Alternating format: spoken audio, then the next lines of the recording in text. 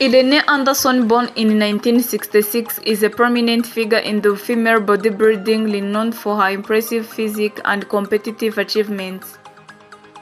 Her journey began at the age of 15 when she started weight training inspired by martial arts and the muscular aesthetics of bodybuilders like Bev Francis.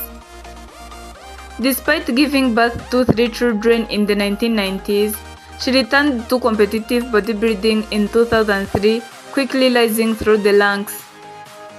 Anderson's competitive history is extensive.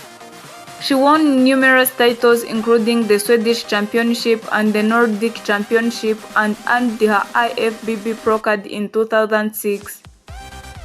Notable placements include the 5th at the Miss Olympia in 2020 and 2021, and similar finishes at the Rising Phoenix World Championships in 2019 and 2020.